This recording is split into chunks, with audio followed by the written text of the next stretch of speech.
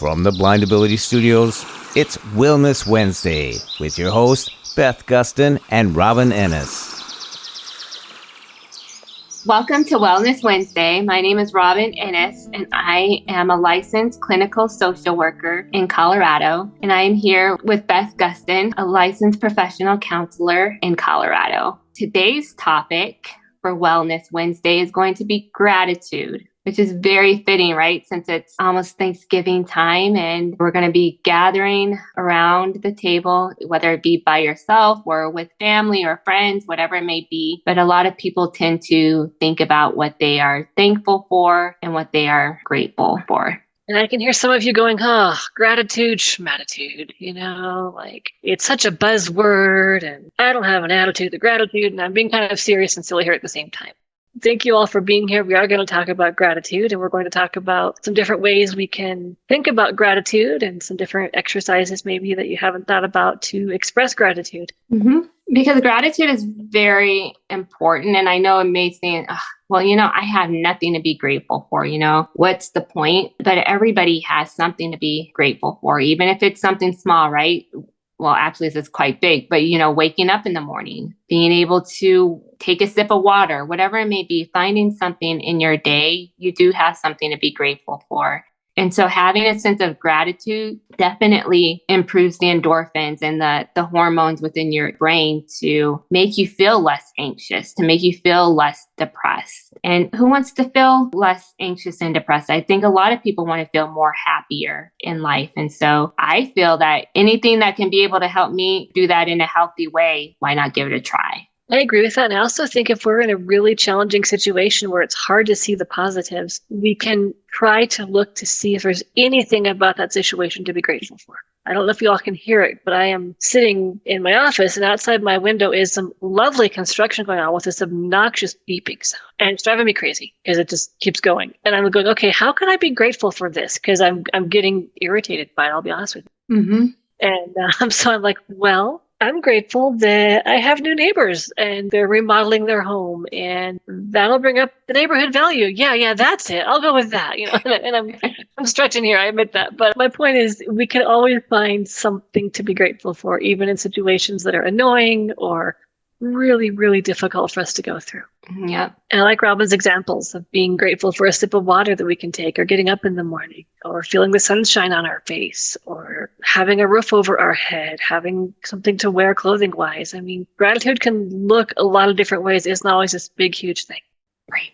Yep. And that's the key. It really isn't a big, huge effort or undertaking that you need to take. It can be just a simple shift in your mood or attitude, the way that you're viewing your current circumstances.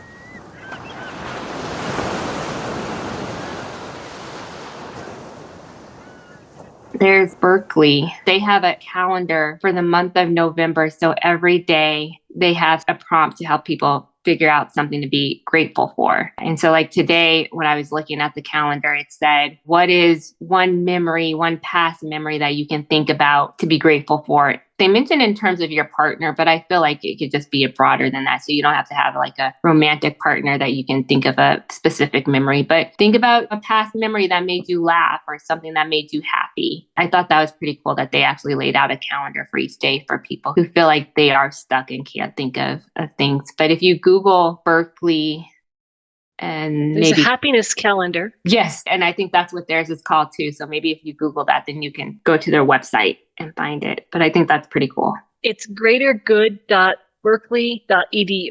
Awesome. I think the one tomorrow it says, and this really is a good one, I think, because it promotes staying present in the moment. But before your meeting, be grateful for your coworkers, for the people around you, and try to talk to somebody that you haven't talked to in a long time. I think in society, we tend to be busybodies and just keep moving from one meeting to the next, especially if it's a Zoom meeting. But try and take that time to reconnect with a coworker. You may be helping that person in that moment. You never know what somebody else is going through. looks like they have one for each month of the year. And it looks like it's a day-by-day guide to well-being. We hope it helps you to practice an attitude of gratitude and increase your mental well-being. Mm-hmm. That's a neat site. That is a neat site. I thought it was pretty cool. I bookmarked it. So thank you for looking that up. Yeah, greatergood.berkeley.edu for the website. Yeah. Something else I think is helpful, and actually there's a lot of research out here to back this, that if you like to journal, and that can be a challenging word for some people, if you like to journal, even writing a short gratitude list once a week can boost your mental well-being. And it could be just 5 things long. It could be just bullet points. It could be paragraphs if you want it to be. But just jotting down or audio recording things you're grateful for even once a week is going to help boost your mood. And I like that too, because it can also add to your toolbox, right? So it boosts your mood in that moment, but then also too, let's say you're having a really hard day and it's hard for you to think of something that you're grateful for in that moment. It can be helpful to even look back at things that you have written down in the past, and that can boost your spirits in that moment too.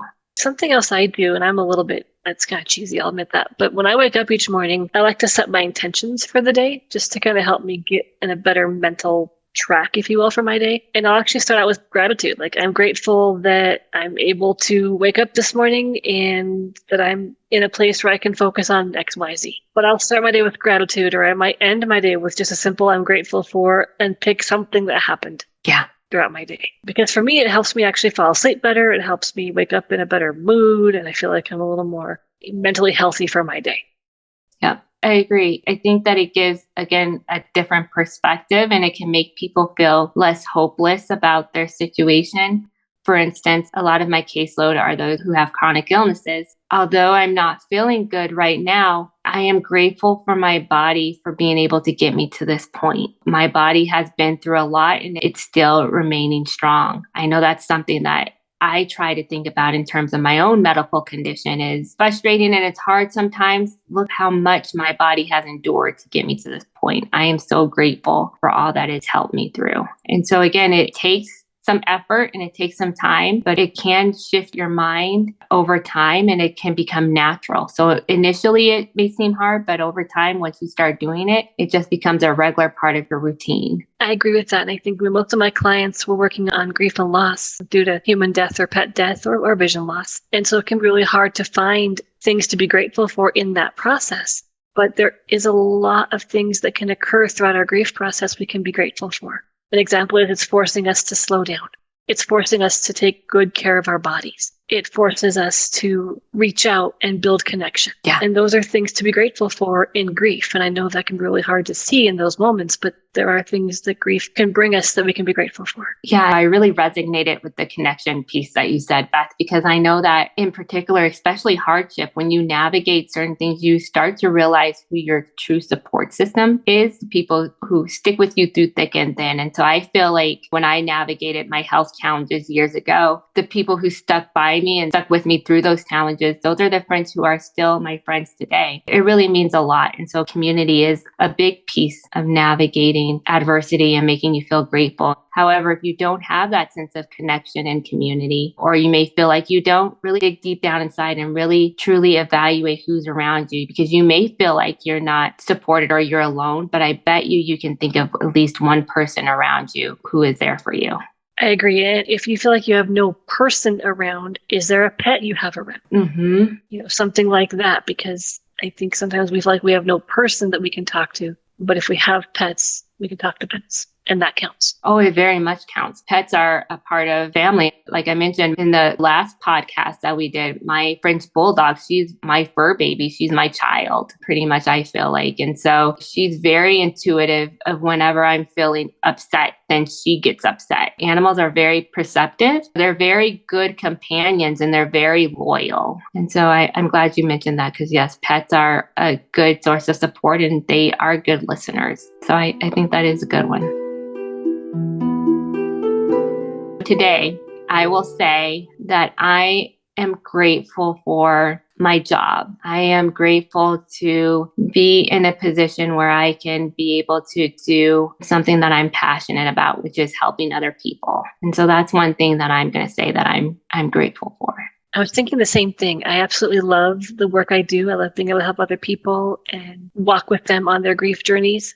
And in a selfish way, that's very rewarding for me when I can see someone come out the other side. Mm-hmm. But I'm grateful that I'm in a place where I can help people and hopefully make their lives better. And I'm grateful for this podcast, honestly, because it allows Robin and I to hopefully help those of you listening. And we appreciate your questions. I'm grateful for those because it helps give us other topics we might not have thought about to talk about. And so I appreciate that as well. Right. So I'm going to speak for you, Beth. Hopefully you don't mind. So chime in if you do mind. But we challenge you to think of one thing right now that you're grateful for and say it out loud or journal it or whatever you can do to really let it sink in and to not lose sight of the fact that you have something to be grateful for, big or small. And I want to add to that challenge. If you are grateful for something someone else has done for you or shown you or something they've done, tell them. Mm-hmm.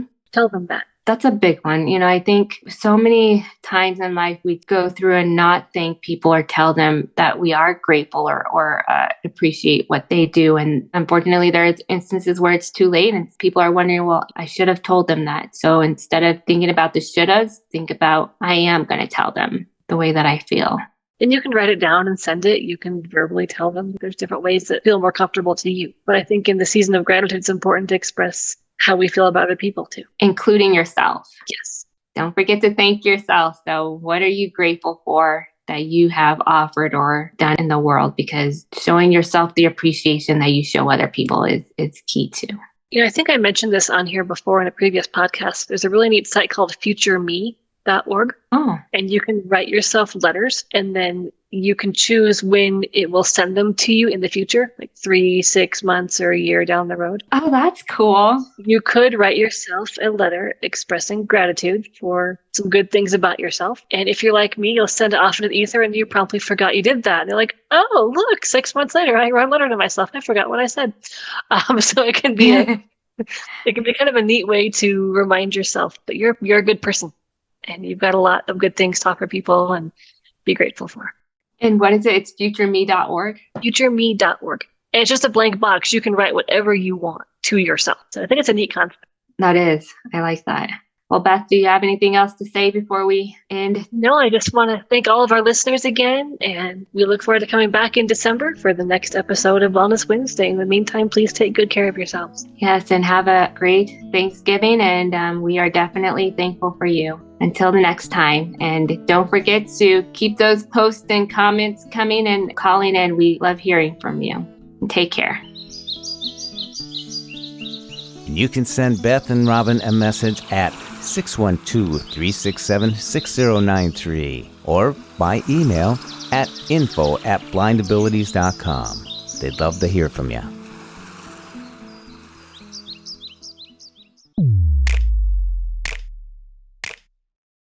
When we share what we see through each other's eyes, we can then begin to bridge the gap between the limited expectations and the reality of blind